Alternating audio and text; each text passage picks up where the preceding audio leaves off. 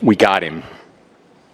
On the evening of September 11th, a family member of Tyler Robinson reached out to a family friend who contacted the Washington County Sheriff's Office with information that Robinson had confessed to them or implied that he had committed the incident. This information was relayed to the Utah County Sheriff's Office and scene investigators at Utah Valley University. This information was also conveyed to the FBI. Investigators reviewed additional video footage from UVU surveillance and identified Robinson arriving on UVU campus in a gray Dodge Challenger at approximately 8:29 a.m. on September 10th, in which he is observed on video in a plain maroon t-shirt, light-colored shorts, a black hat with a white logo, and light-colored shoes.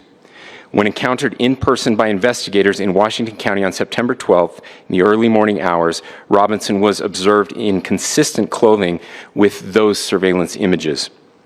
Investigators interviewed a family member of Robinson who stated that Robinson had become more political in recent years. The family member referenced a recent incident in which Robinson came to dinner prior to September 10th, and in the conversation with another family member, Robinson mentioned Charlie Kirk was coming to UVU. They talked about why they didn't like him and the viewpoints that he had. The family member also stated Kirk was full of hate and spreading hate. The family member also confirmed Robinson had a gray Dodge Challenger. Investigators identified an individual as the roommate of Robinson. Investigators interviewed that roommate, who stated that his roommate, referring to Robinson, made a joke on Discord. Investigators asked if he would show them the messages on Discord. He opened it and showed several messages to investigators and allowed investigators to take photos of the screen as each message was shown by Robinson's roommate. These photos consisted of various messages, including content of messages between the phone contact named Tyler with an emoji icon and Robinson's roommate's device. The content of these messages included messages affiliated with the contact Tyler, stating a need to retrieve a rifle from a drop point, leaving the rifle in a bush, messages related to visually watching the area where a rifle was left, and a message referring to having left the rifle wrapped in a towel. The messages also refer to engraving bullets and a mention of a scope and the rifle being unique. Messages from the contact Tyler also mentioned that he had changed outfits. I've heard people say, well, why are we so invested in this? There's violence happening all across our country. And violence is tragic everywhere. And every life taken is a child of God who deserves our love and respect and dignity. This is certainly about the tragic death, political assassination of Charlie Kirk. But it is also much bigger than an attack on an individual. It is an attack on all of us. It is an attack on the American experiment. It is an attack on our ideals.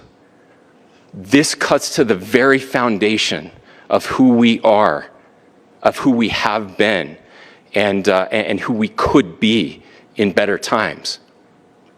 Political violence is different than any other type of violence for lots of different reasons. One, because in the very act that Charlie championed of expression, that freedom of expression that is enshrined in our founding documents, in having his life taken in that very act, makes it more difficult for people to feel like they can share their ideas, that they can speak freely.